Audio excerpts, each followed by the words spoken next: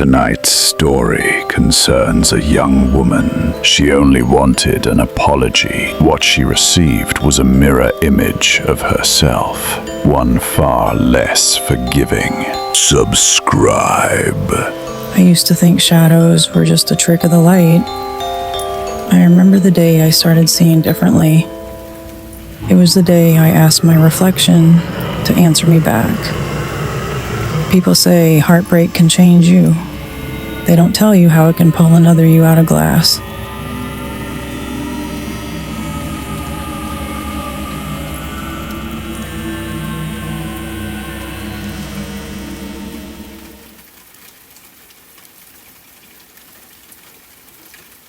My mother was already dressed for work when she leaned in the doorway. She held her apron in one hand and my little sister's shoe in the other. "I need you to watch Lucy again," she said, "just tonight." "You promised you'd be home this time," I said. Her face changed. Not anger, tired. "Don't start," she said. She dropped the shoe on the floor. "Her dinner's in the fridge." Lucy crawled onto the couch.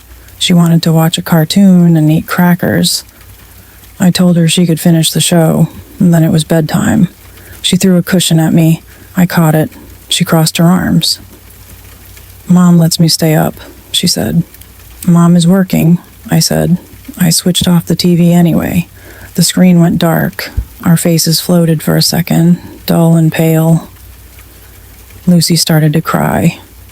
I tried to laugh it off, but it didn't sound like a laugh. "Fine," I said.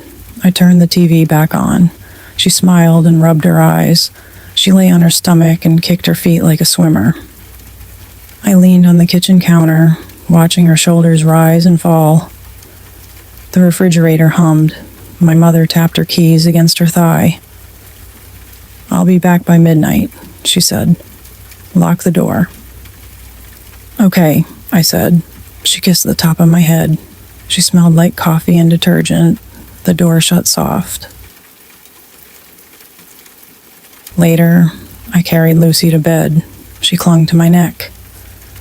"Tell me a story," she whispered.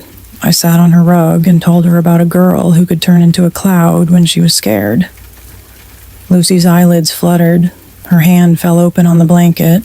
I stood up, careful not to wake her. In the hallway, the light was harsh. The bathroom door was open. A towel hung over the sink. At school, I apologized twice before the first bell rang. I bumped a boy's arm and said sorry. He shrugged and kept walking. In history class, I gave my pencil to the girl next to me. She never looked up. "Thanks, Lena," she said, but she didn't say my name like it mattered. In the cafeteria, I carried a tray of food that I knew I wouldn't eat. I sat at the end of a table. Evan and Madison sat 4 tables over. Their heads bent together over his phone. He whispered something. She laughed too loud. I looked away and saw my reflection in the window. My mouth was a straight line. The glass was streaked. On the way to work, I rehearsed a conversation I'd never have. Evan had broken up with me in the grocery store parking lot. He'd said he needed time. He'd said I was intense. I'd nodded. I'd watched him walk away and thought about how light his step was without me. Now he wasn't mine, and he wasn't alone. At work, I wiped down tables and refilled condiments. My boss asked me to stay late. I did. A coworker took my tip by mistake, and I smiled. "Keep it," I said. He pocketed the bills. "Thanks, you're a lifesaver," he said. I took a tray to a booth and apologized when I spilled water on the table. The woman waved me off. "It's fine," she said. "Don't fuss." Back home, my phone lit up in the dark. Madison had posted a photo, her and Evan at a fair, his arm around her waist. The caption said, "Upgrade." There was a comment underneath with a laughing emoji. I touched the screen and watched the little heart fill in red. I tried to swallow. My throat was dry. I turned the phone face down on the bed. I picked it up again. I scrolled through the comments. I put it down. I picked it up. The screen turned black. My face looked back. For a moment, I didn't recognize it.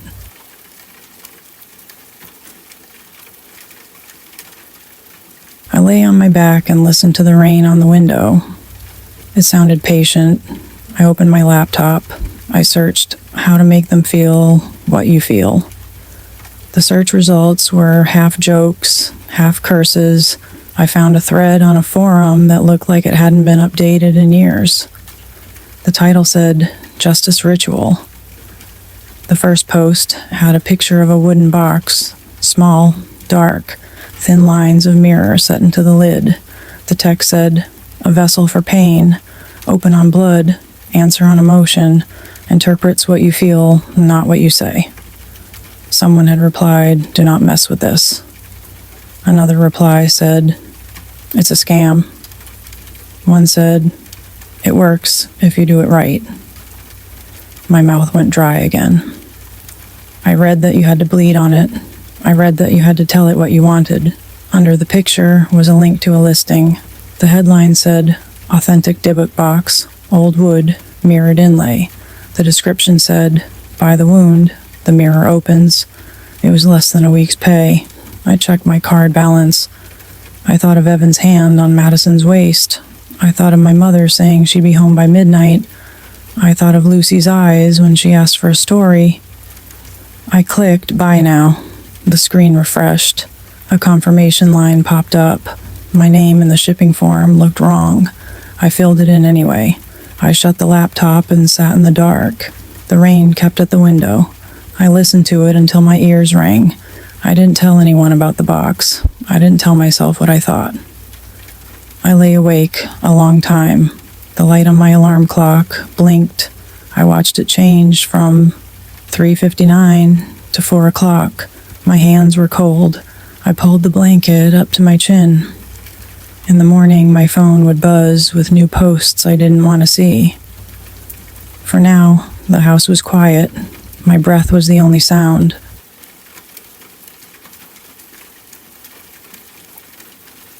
The box came wrapped in brown paper, no return address. It felt heavier than it looked. I held it at arm's length like it might whisper. It smelled faintly of smoke and something old. I put it on my desk and left it there all day. I watched Lucy play with her blocks. I watched the afternoon turn to evening. The box waited. That night I drew the blinds. I lit 3 candles. I used the safety pin from my dresser. The metal was dull. It bit my skin without complaint. I watched one bead of blood swell, hesitate, then fall onto the mirrored lid. It spread and hissed like it had touched something hot. The candle flames leaned in, then steadied. I could see my own hand reflected back, a streak of red across my arm. I want Madison to feel what I felt, I whispered. My voice shook, but I didn't stop. I want Evan to feel it too. The room held its breath. For a moment, there was nothing. Then I heard a whisper in my own voice, inside my head or inside the box. Deal, it said. It was casual, almost bored. I laughed. The sound startled me. I wiped my arm on my sleeve. I closed the box and slid it under my bed. I lay down. I listened to the refrigerator hum. Eventually, I slept. In the morning, everything looked normal. The kitchen smelled like coffee. Mom yawned and opened a cabinet. Lucy asked for cereal. I walked to school. The sun on the sidewalk was bright. I shook the night off. I told myself it had been a game.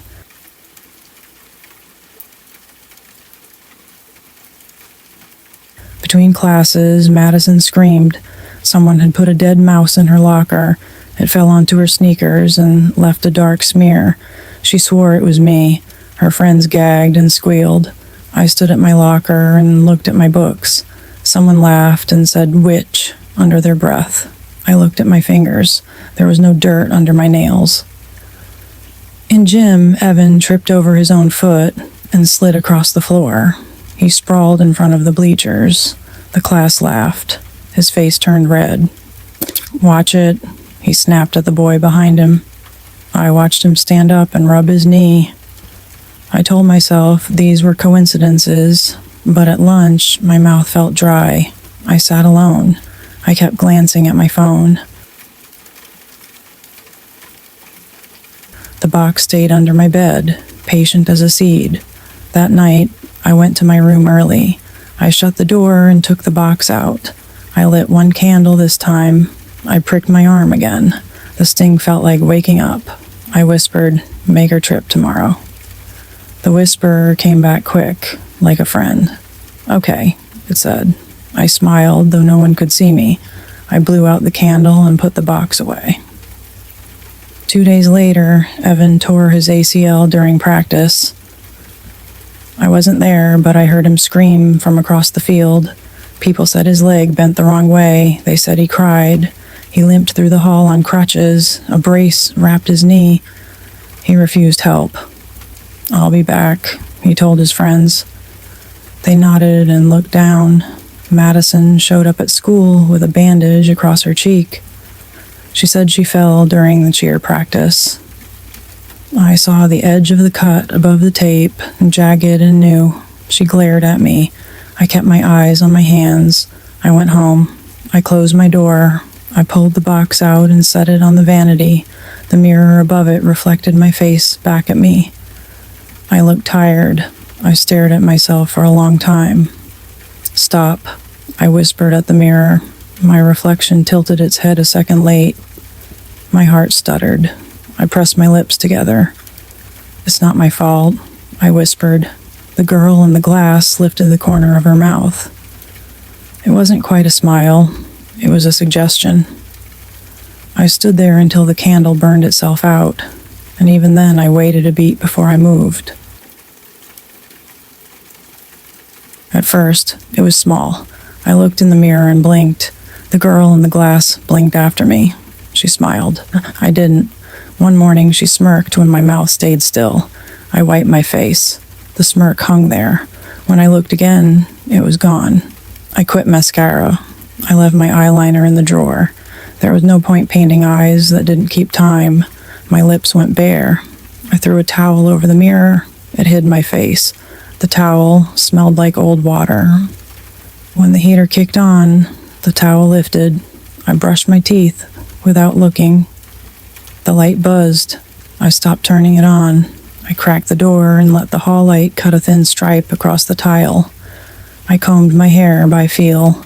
My fingers found the part. The brush snagged. I didn't check the mirror. At breakfast, I saw myself in the microwave door.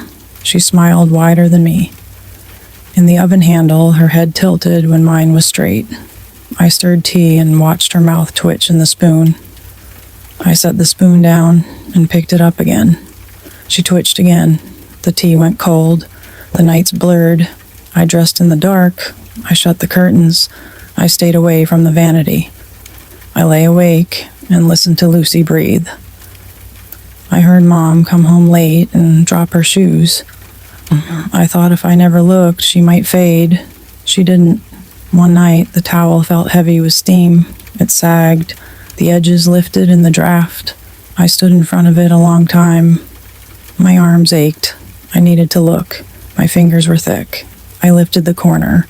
The cloth peeled away with a soft pull. It dripped on my wrist. I flinched. The mirror was a black rectangle. The candle on the vanity burned low. Its flame pushed one shadow up the wall. I leaned close and breathed through my mouth. My outline slid into place. Hair first, and then eyes, and then mouth. I watched myself form. My eyes stared back and didn't blink. My lips pressed thin. The lips in the mirror softened and moved. Mine didn't. "Yes," the mirror said. The sound was my voice, but firmer. It came from the glass.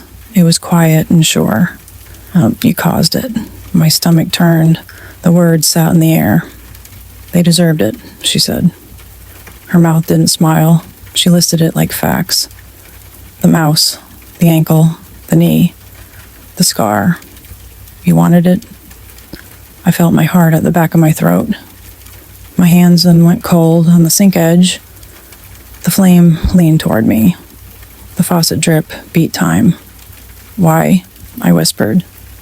My voice sounded thin. You know, she said. No, I said. I didn't. She cut me off. You laughed. She screamed at her locker, and you laughed. You watched his leg slip, and you smiled. You were proud of me. I wasn't, I whispered. She tilted her head. The head tilt was mine. You wrote it, she said. Lipstick on glass. You wrote, make them feel it. You never took it back. You called me, and you didn't send me home. I swallowed. I tried. I whispered, stop, she said. You whispered, it's not my fault. That isn't the same. You gave pain and asked for pain. That is math. I shook my head. This isn't what I meant. It is, she said. You made the box drink your blood. You said Madison, you said Evan, you said those, you widened it. You let me choose. I opened my mouth. Air came out. I wanted to say she was lying. The word stuck. You hate your sister, she said, voice low.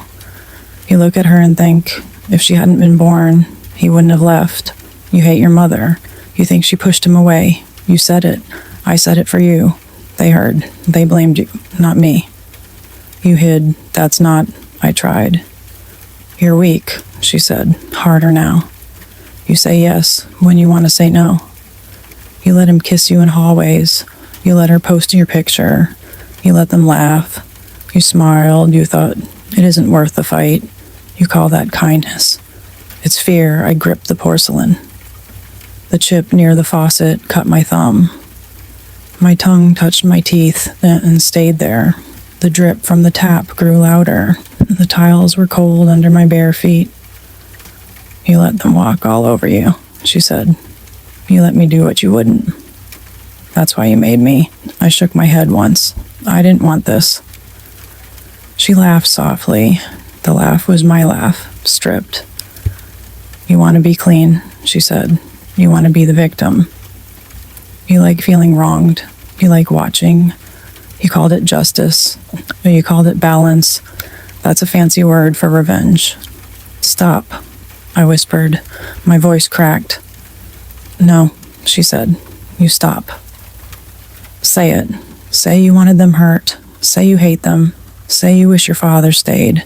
Say you resent the hours you babysit. Say you want to smash Madison's teeth. Say you want to see Evan cry. Say it to the mirror. Say it to yourself. I couldn't. My mouth filled with nothing. My throat burned. My chest hurt. My eyes stayed dry. She stared. Her eyes were mine. They didn't blink. The room smelled like wax and damp cloth. My legs shook. I reached up. My fingers hovered. I could feel the cold of the glass without touching it. My knuckles went white. You can't even touch me, she said. You made me, and you're afraid of me. That's the most honest thing you've done. I pulled my hand back. I picked up the towel. It was heavy and wet. It brushed my knuckles. It left water on my skin. I draped it back over the mirror. The fabric clung. Her mouth disappeared. My knees went weak. I stood there. The house groaned. Lucy turned in her sleep. Mom snored softly. The refrigerator hummed. The drip counted out seconds. My mouth was dry. My throat hurt. I swallowed. It burned. I reached for the candle. Wax had spilled around its base. I pinched the wick. The flame hissed and went out. Smoke curled. The room shrank. I opened the door a crack. The hall light cut a strip of yellow. It buzzed low. I stepped out. The tile chilled my feet. I pulled the door until it clicked. I didn't shut it. I needed to hear. I stood with my hand on the knob. I didn't look back. My heart was loud. I walked to my room and lay down. The ceiling was speckled. I counted the dots. I felt my breath. Her words echoed in my head. They sounded like mine. They sounded true. They sounded cruel. I closed my eyes. I kept them closed. I did not check again. At work, Jen from payroll crossed her arms and squinted at me. Why would you say I'm a dead weight? She said. I blinked. I didn't. She shook her head and walked past. I wiped my hands on my apron. The coffee machine hissed. Her words sat on my skin like oil. My mother cornered me in the kitchen.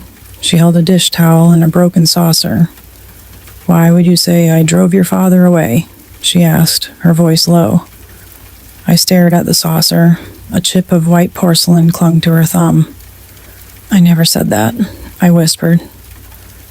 She held my gaze a beat too long, then turned to the sink. Water ran over her hands. She didn't look back. Lucy peeked around the doorway, then ducked. "Don't hide," I said softly. She shook her head hard and backed into the hall. Later, she whispered to Mom in the living room. I heard my name and the word hate. She pressed her face into the couch cushion when I walked by. Her small shoulder blades rose like wings under her t-shirt. At break, I checked my phone. 3 classmates had tagged me in a post. The comment said I'd called Madison a slut. I hadn't. My heart kicked. I stared at the words until they blurred. In the hallway, a girl in a cheer sweater looked me up and down. "You're worse than her," she said under her breath. I kept walking. My mouth tasted like metal. After lunch, Diego from the kitchen pointed at me. "What's your problem?" he said. "You think you're better than us?"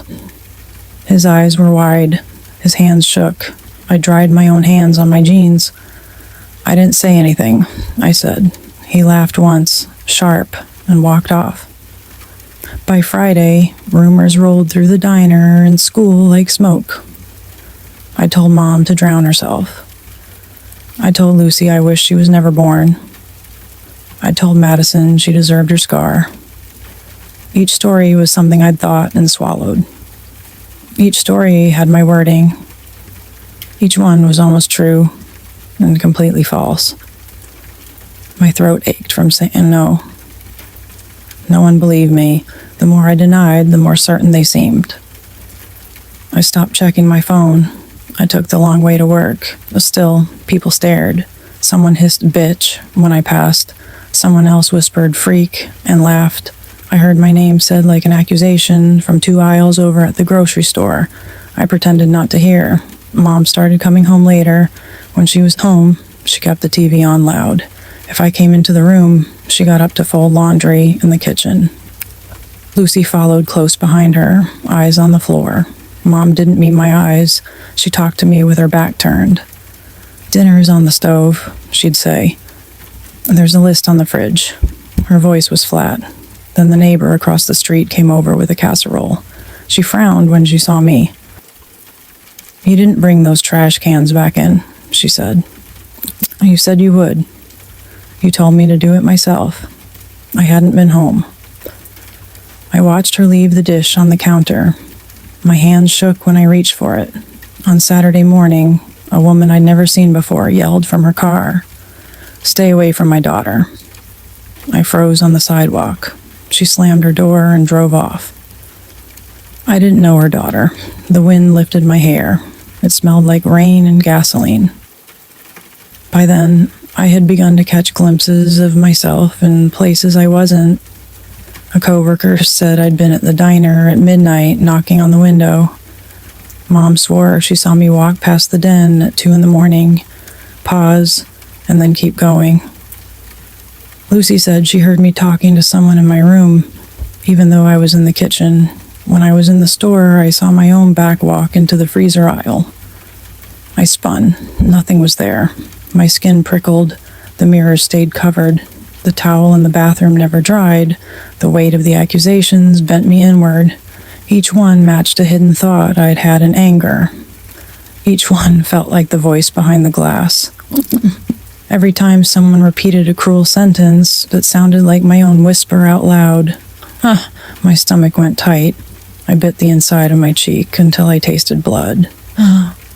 At night, I lay awake and replayed things I had not done and the things I had done. It was easy to lose track. Mom stopped looking at me. She spoke to the air next to me.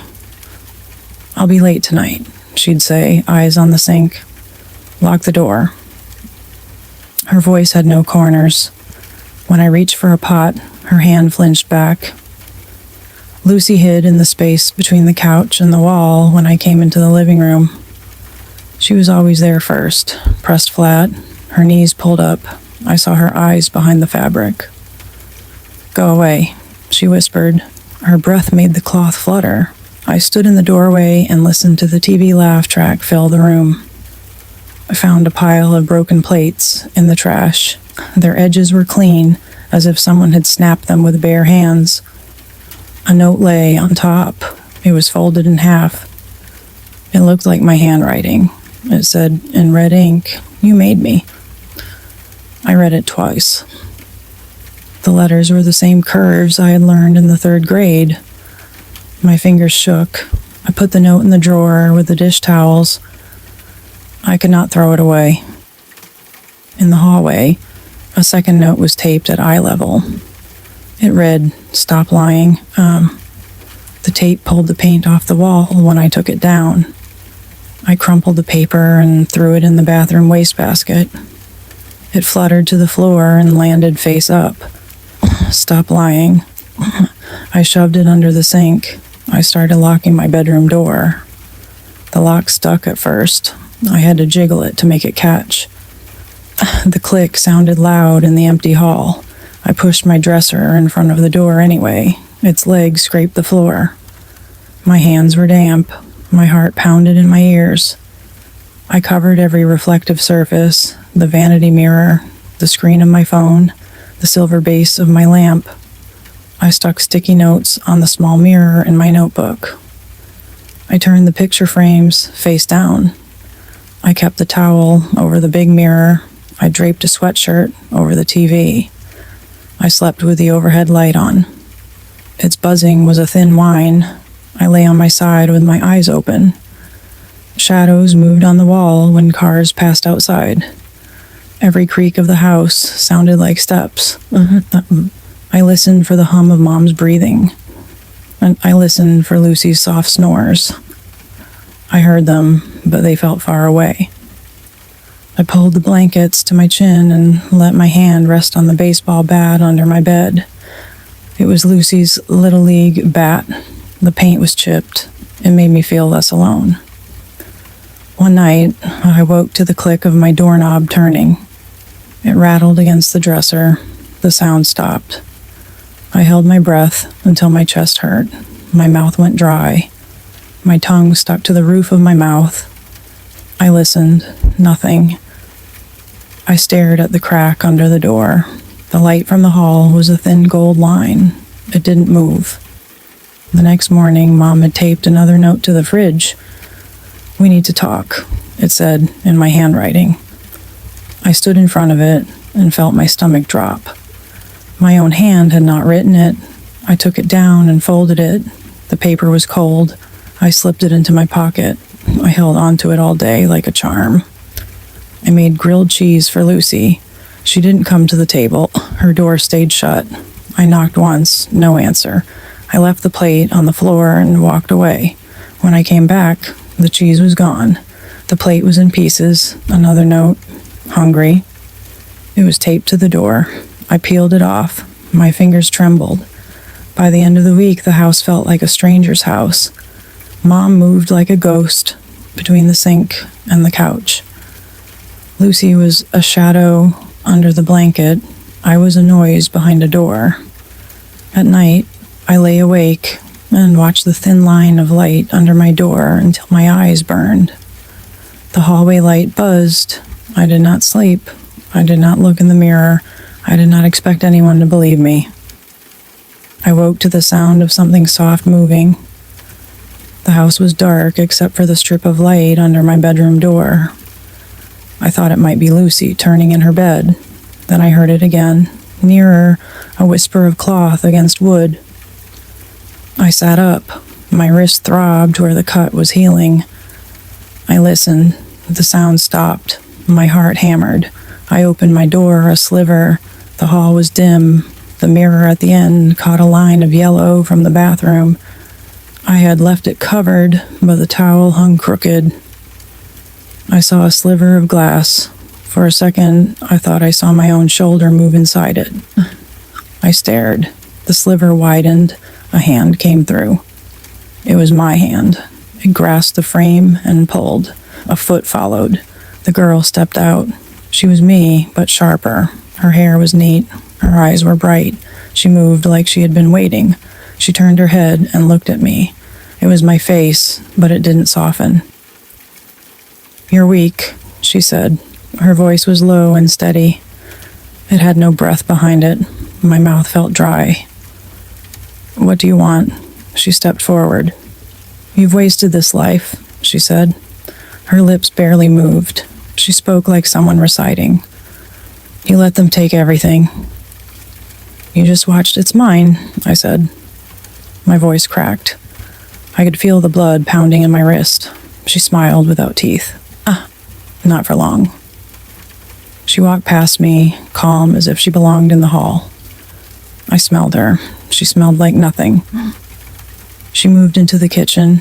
The nightlight on the counter lit her shoulders. She reached for the knife block. Her fingers wrapped around a handle. It was the knife Mom used to cut bread. The blade was long and dull silver. She lifted it like it weighed nothing. She looked at me over the blade. She cocked her head, the same way she had in the mirror. "You wanted to cut deep," she said. "Put it down," I whispered. My voice was small. "You asked me to help," she said. She took a step closer. "You said you were tired of being stepped on. You said you wanted them to feel it. I'm here. Let's fix it." "I don't want this," I said. My throat closed. I could taste fear, metallic and thick. "You don't want to admit it," she said. "That's different." We circled each other in the small kitchen. I kept my back to the counter. The refrigerator hummed. She kept the knife between us. Her eyes flicked to the doorway as if expecting someone. "Leave them alone," I said. "Leave my family alone." She laughed once, quiet. "Your family?" She gestured with the knife. "The mother you think ruined your life. The sister you wish was never born. The boyfriend who turned you into a joke. You want them safe." She shook her head. "You want them hurt. You just don't want the blood on your hands." "I don't," I said, but the words were thin. My hands shook. I kept them out from my body. I tried to look calm. "Stop lying," she said. Her eyes narrowed. "Let me do this." "No." I stepped forward. My knees went soft. My feet felt like blocks of wood. "Stop." She lunged. I threw my hands up. Her body hit mine harder than I thought possible. The knife flashed. The blade scraped my forearm. We stumbled. She was strong, stronger than me. I grabbed her wrist. It was cold and slick like glass. She twisted. The knife slipped. It cut my skin. I hissed. We slammed into the counter. A spoon clattered to the floor. The drawer handle dug into my hip. The nightlight flickered. She drove her shoulder into me. My back hit the fridge. Magnets fell. I grabbed at anything. My hand closed on the edge of the cutting board. I swung. It caught her on the elbow. She grunted, but didn't drop the knife. She pushed again. We slid across the floor. My sock slipped on the tile. I fell. She raised the knife. I saw the reflection of the blade in the chrome toaster. For a second, I saw two faces on the curved metal, hers and mine. Hers smiled. Mine was white. Then the knife came down. I flinched. The blade glanced off my wrist. Pain shot like heat. Skin split. Blood came bright and thin. It streaked down to my palm. I screamed. The sound tore my throat. My fingers went numb. She stepped back and looked at me with surprise and something like disappointment. "You get in my way," she said. Blood dripped from the knife. It hit the floor and spread in dark circles. Each drop caught in the nightlight and shone. My own face stared up at me from a slick in the tile. She wiped the knife on her pants. The blood smeared. She looked at it like she liked it. "Fine," she said. Her voice was light again. "I'll do what you're too afraid to do." She turned. She walked toward the back door. Her feet left no sound. She eased the latch with 2 fingers. The door opened a crack. Cold air seeped in. She stepped out. She pulled the door shut behind her. The nightlight buzzed. I sat on the floor and watched the blood spread. I pressed my uncut hand to the wound. Blood pulsed between my fingers. The pain was sharp and clean. I stood, my knees shook. I stumbled to the drawer. I pulled out a dish towel. It was white with a blue stripe. I wrapped it around my wrist. It went dark red almost at once. I pressed hard. My head swam. The room tilted. I sank to the floor again. The tile was cold. My cheek touched the tile. It smelled like soap and iron. I breathed through my mouth. I felt my pulse in my teeth. After a minute or an hour, I crawled to the sink. I dragged myself up and held my wrist under cold water. The stream hit the towel and turned pink. I swore under my breath. I turned off the water. I opened the cabinet. I found a roll of gauze and tape. My hands shook so badly the tape stuck to itself. I tore it with my teeth. I wrapped and wrapped until the bleeding slowed. The towel fell. It hit the floor like a wet rag. I looked down. Blood was everywhere. Drops marked the tile like footsteps. A thin red line led to the back door. My own footprints were smeared across the kitchen. The toaster still held my reflection, small and distorted. My face in it looked pale and frightened. I wiped it with my sleeve. The smear of blood stayed. I opened the cupboard and found an old dish rag. I wiped at the floor until the worst of it was gone. The white tile turned pink. The grout stayed dark. I stood when I could. My wrist throbbed.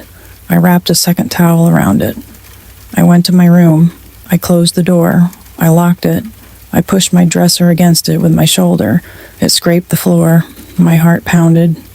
I sat on the bed and held my wrist in my lap. I rocked forward and back. I whispered nothing. My wrist burned all night. I did not sleep. At dawn, I hid the towel and gauze under my mattress. I pulled down my sleeve. I opened the door. Mom was in the kitchen. She had her back to me. She turned. She saw the bandage. Her eyes widened. "What did you do?" she said. Her voice was sharp. Her face was pale. I looked down. "It's nothing," I said. My voice was small. She reached for my arm. Her fingers shook. She pulled the sleeve up. The gauze stuck to my skin. She hissed and turned away. She put a hand over her mouth. She didn't touch me again. "Why?" she whispered. "Why would you do that?" I started, but the words died. My throat closed. She stared at me for a long moment. Then she shook her head. "We need to get you help," she said. Her voice was flat. She looked at the blood on the tile by the door. It was dry now. It had darkened. She sighed deep and long. She picked up a sponge and began to scrub. She didn't look at me. I wrapped my sleeve over the bandage. I watched her back. My wrist pulsed. It felt like a second heartbeat. The cut on my wrist would scar. The scar would be seen. The scar would be noted. Later, people would write it down. They would use it like a fact. It would become someone else's evidence. It wasn't mine anymore. I left work as soon as my shift was done. My wrist ached under the bandage. While the streetlights were on, my breath fogged in the cold. I ran the few blocks home. I opened the door with shaking hands. The house was quiet. The TV was on. Lucy sat on the floor with her back to me. Mom was on the couch with her arms crossed. They both looked up. Their faces went stiff. I heard my own breath fill the room. "You're all right," I said. My voice came out thin. Relief and dread mixed in my chest. "I need you to lock the doors," I said. Don't let me in. If I come back, don't let me in." Even if it looks like me, I looked at Mom. Her mouth tightened. She shook her head a little, like shaking off a fly. "What are you talking about?" she said. Her voice was flat. "You need to calm down." "It's coming," I said. I didn't know how to explain. "It's going after Madison and Evan. It's going to hurt them. I have to stop it. Please, lock the doors. Don't open them for anyone who looks like me." Mom stood up and took a step toward me. "Stop," she said. "You're scaring Lucy." Lucy had her knees pulled up under her chin. She stared at me with big eyes. "It's not safe," I said again. Please. Lock the doors. Mom rubbed her temple. Lena, you're not well, she said. You need help. Sit down. I don't have time, I said. You have to believe me. My pulse was loud in my ears. My wrist throbbed. Please. Mom shook her head. No, she said. You need to calm down. My throat burned. If you don't lock it, she will come in, I said. It's the only way. Keep me out. Mom's eyes narrowed. Who? She said. Who will come in? You're not making sense to me, I said. Not me. The other me, Mom's mouth fell open in a tight line. She took Lucy by the hand and pulled her behind her. Stop, she said. Please, stop. My heart was pounding. My skin felt hot. You don't understand, I said. My hands shook. I looked around. I needed them to be afraid. I needed them to lock me out. My eyes landed on the dining chair by the table. I grabbed it. It scraped across the linoleum. The sound was loud and ugly. Lena, Mom shouted. She took another step back. Lucy whimpered. I picked up the chair with both hands. It felt heavy. My wrist screamed. I threw it at the wall next to the door. It hit with a crack. The back spindle splintered. A framed picture fell. The glass shattered. Lucy screamed. Mom gasped and pulled her closer. Lock the door, I yelled. My voice was raw. Now, lock it. Mom's face went white. She lunged for the door. She shoved Lucy into the halls and slammed the door shut. I heard the chain slide. I heard the deadbolt turn. The sound was sharp and final. I stood there on the porch. I could hear Lucy crying on the other side. I heard Mom's voice, muffled, telling her to be quiet. I touched the door. It was cool. I leaned my forehead against it. My breath fogged the paint. My own hand trembled. My wrist throbbed with pain. Tears stung my eyes, but they didn't fall. It was what I wanted. They would not open that door for anyone who looked like me. I turned and stepped off the porch. The cold air bit my face. The street was empty. I wrapped my coat tighter around me. I started to run. I ran. My lungs burned. My wrist ached under the wrap. The night was cold and clear. Streetlights threw white circles on the pavement. My shoes slapped the sidewalk. Houses slid past, dark and still. A stray dog watched me, head low. I didn't stop. Madison Street was 3 blocks over. Her porch light was on. The front door stood open a few inches. I pushed it. The hinges sighed. The smell hit me first, metallic and thick. Madison, I called. My voice was too loud in the quiet. No answer. She lay on the floor just inside the living room. Her hands were near her throat, but not on it. Her shirt was soaked dark. The carpet under her head was darker. Her eyes were open. They didn't see me. The cut across her neck gaped. It looked like a second mouth. My stomach lurched. I stepped back. My foot hit the door. It groaned. A man across the street looked up. He had a cigarette between his fingers. The ember flared. He saw me in the doorway. His eyes widened. He flicked the cigarette. Hey, he shouted. Hey. A porch light across the way blinked on. A woman's head appeared in a window. What happened? She cried. I couldn't speak. A siren wailed far off and grew louder. Someone yelled, "Call 911." I heard my name, Lena, but not as a greeting. It was an accusation. My heart thudded in my ears. I turned and ran. My shoes slid in something on the porch. It was sticky. I wiped it on the grass as I went. I cut through backyards and jumped fences. My breath rasped. My throat tasted like copper. I kept moving. The siren sound multiplied. I headed for Evan's neighborhood. I told myself I could still warn him. I knew it was a lie even before I reached his street. His house was dark except for a light in the front room. The door was half open. I didn't knock. Evan, I called. My voice cracked. I stepped inside. The smell here was worse. Heavy, cloying. I gagged. He was on the rug in front of the couch. His legs were bent at odd angles. His face was slack. His eyes stared at the ceiling. Blood had pooled under him and congealed around the fringe of the rug. It looked like someone had emptied a bucket. I stopped. My knees went weak. The room tilted for a second. I grabbed the door frame. Blue and red lights strobed through the front window. They made stripes on the walls. I heard radios crackling and voices, close, urgent. "We've got movement," someone barked. I looked up. My face stared back at me from the dark pane of the window. The mouth in the glass curved up. The eyes crinkled. My lips didn't move, but the reflection smiled. A chill ran down my spine. "Police," a voice shouted from outside. "Hands where I can see them." I didn't wait. I turned and ran through the kitchen. A chair blocked the back door. I shoved it aside. My wrist throbbed where the bandage pulled. I flung the door open. Cold air hit me. I ran across the yard, jumped the fence, and cut through someone's garden. The sirens were closer now. Footsteps pounded on the front steps behind me. Shouts rose. "Stop!" I didn't stop. I sprinted down the alley. Gravel crunched under my shoes. Trash cans loomed like shadows. My heart hammered. I tasted blood. I didn't look back. I had only one hope left. I headed for it. I didn't go home. I ran through back alleys until my lungs burned. I stopped only when I hit the stone steps of the little synagogue near the market. I pushed the door open. The room smelled of wax and old paper. Candles burned low in glass cups. I saw Rabbi Ben Shimon at the far end, under a shelf of books. He looked up.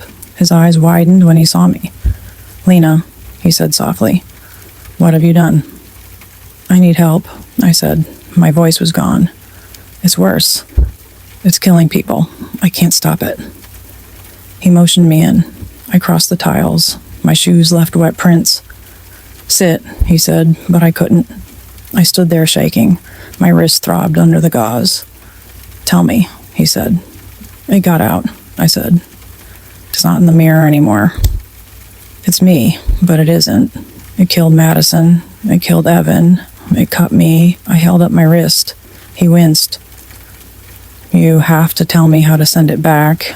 He rubbed his beard. His eyes flicked to the bookshelf, then to me. "You asked," he said. It answered. "You fed it your pain. You cut yourself for it. Now it feeds on your denial." I tried to take it back. I whispered. It laughed at me. He nodded once. "A Dybbuk is a soul split," he said. "It lives in the gap between who you are and who you think you are. It thrives on your hidden wishes. It will stay as long as you lie to yourself." "So what do I do?" My voice cracked. "How do I get rid of her?" He pulled a book down. The cover was brown and cracked. He flipped pages with careful fingers. "Name it," he said without looking up. "Name it with your true name. A Dybbuk must answer to its origin. Call it by the name you were given at your birth. Mean it. Accept the pain you tried to give away. Claim it. That's how you close the split." "My name," I said. "Yes." He shut the book. Dust rose. Not the name you use as a shield. Not the name you used to hide. The name your mother whispered when she first held you. Speak that name with all your grief. Own everything you wanted to escape. Only then will it return. What about prayers? Spells? Hebrew words? I asked. Something else? He shook his head. Words have power, but you are the vessel. If your mouth and heart don't match, no prayer will help. Say your name. Mean it. Accept everything you caused. Then tell it to go back. It may listen. It may not. I can only tell you what the elders said. I wiped my hands on my jeans. My palms were wet. What if it kills more before I can find it? He sighed. You must hurry. He handed me a small slip of paper with a verse in Hebrew. This is a psalm, he said. It speaks of deliverance. Say it if you need strength.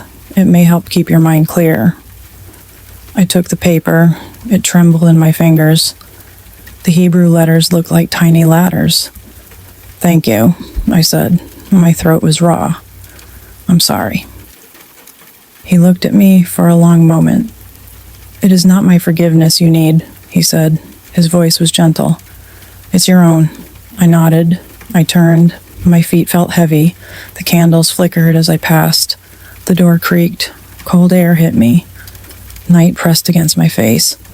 I tucked the paper in my pocket. I said my name under my breath. It sounded strange, like someone else's. I said it again, louder. My cheeks burned. I headed home. I had a mirror to face. I walked back to the house. My legs felt hollow. The block was dark. The porch light was off. The curtains were drawn. I tried the knob. It turned. The door opened on its own quiet hinges. The living room was empty. The TV was dark. The clock on the wall ticked. The hallway was colder than the rest of the house. The towel had slipped off the mirror. The crack down the middle made the glass look like it had been stitched. She was waiting there, half in and half out. Her hands rested on the frame. Her eyes were bright, her mouth curled. "You're nothing without me," she said. The words came from both our throats. My stomach clenched. I wiped my palms on my jeans. I could feel my pulse in the bandage on my wrist. I took a step closer. I saw myself in the broken glass. My face was pale and drawn.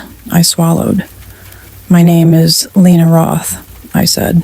My voice shook and then steadied. "I made you, and I'm ending you." Her eyebrows lifted, amused. I pulled the paper with the psalm from my pocket. My fingers trembled. The Hebrew words looked like lines of fire. I read them aloud. My tongue stumbled over the consonants, but I read them anyway. The sound was rough in my throat. The letters turned to air. The words hung in the hall like smoke. Her smile slipped. Her face twisted. Her hands clawed at the frame. Her eyes went wide. Her body jerked as if someone had grabbed her from behind. Her heels left the floor. Her head hit the glass. The mirror surface rippled and held. She screamed. It was my scream, and not mine. It cut the air. The glass pulled at her arms, her knees, her shoulders. She thrashed. It dragged her backwards, inch by inch. Her hair splayed against the surface. Her mouth open. No sound came now. Her jaw stretched. Her face smeared like wet paint. Then she was gone. The crack in the mirror widened and then closed. It left a white line down the center. It looked like a scar. The glass was cloudy. I saw only my outline in it. I reached out and touched the surface. It was cold and solid. My knees buckled. I sank to the floor. My hands hit the hardwood. I felt each groove. I laid my head on the rug. My wrist pulsed against the bandage. My chest ached. My breath came in gasps. A sound crept in through the walls, faint at first, then growing. The sirens. Blue and red light flickered on the curtains. Tires crunched on gravel. Car doors slammed. The sirens grew louder. I didn't move. I closed my eyes. The trial took 2 weeks. I sat in a chair with my hands on my knees and listened to people speak about me like I wasn't there. They showed pictures of Madison. They showed pictures of Evan. They showed my face on a convenience store camera. They asked me if I understood the charges. I nodded. I said, "Yes, sir," and "No, ma'am." I looked down at my bandaged wrist when they showed the pictures. The jury went out. Mom squeezed my fingers so tight they went numb. Lucy sat in the back and sucked her thumb. They came back. The foreman read the words, "Not guilty by reason of insanity." I didn't know if that was good or bad. My lawyer squeezed my arm and whispered, "It means you'll live." The bailiff took me by the elbow and led me out. I was taken to a place with white walls and locked doors. They took my shoelaces. They gave me a room with a window that did not open. The window had bars. The sink had a polished metal plate where a mirror would be. They said it was for our safety. They said no glass, and they said no broken things. Days have a rhythm here. Breakfast, group therapy, lunch, meds, dinner, lights out. I make my bed tight. I sweep the floor. I write on lined paper with a golf pencil. I talk to Dr. Ames in a small room. He asks me to tell him the story again. I tell him about the box and the mirror and the other me. He says, "That's interesting." He writes things down. He asks how I feel. I tell him my mouth is dry. He asks if I see her now. I say sometimes. He nods. He looks at the metal plate on the wall. It is clean. It shows my face if I stand close. I stare at the metal every morning. Sometimes the girl in it moves a half second before I do. Sometimes she doesn't. Sometimes she blinks first. Sometimes she smiles when my mouth is still. It might be the light. It might not. I touch the plate. It is cold and smooth. My name looks back at me from the gray. It is still mine. Visitors come on Saturdays. Mom came twice. She brought Lucy once. They sat on the other side of the glass. We held phones to our ears. Mom cried. Lucy waved and said she missed me. Mom asked if I had taken my pills. I nodded. She said she loved me. I said it back. She hung up. I went back to my room and sat on my bed and folded the blanket over my knees. The TV in the common room played a game show. People shouted answers. At night, I lay on my back and watch the light under the door. Nurses walk past every 15 minutes. Their shoes squeak. I can hear other patients talking to themselves. Sometimes I whisper my own name. I say it like a promise. I say it like an anchor. Lena, I whisper. My voice echoes in the metal. It comes back to me a little louder. It sounds like someone else for a moment. Then it is only me. Dr. Ames asked me if I believe any of it happened. I tell him it doesn't matter. Madison is dead. Evan is dead. A mirror cracked. I have a scar. I am here. He nods. He writes that down. He asks if I regret it. I think about the day I threw the chair and the day the glass pulled her back. I think about the sirens. I regret not knowing myself sooner, I say. He writes that too. Sometimes, late, after lights out, when the hallway is quiet and the metal plate is dark, I think I see her. She stands just at the edge of the reflection, almost out of sight. She waits. I turn my head. She turns her head half a beat later. We watch each other. I don't look away. She lifts her hand. I lift mine. We touch cold steel. She smiles. I do not. I say nothing. We blink. I close my eyes. She might still be there when I open them, or she might not. I am never sure. I think that is how it will always be. Our Miss Roth has survived the night, though one might question what exactly she's brought back with her. Some stains, you see, don't wash out.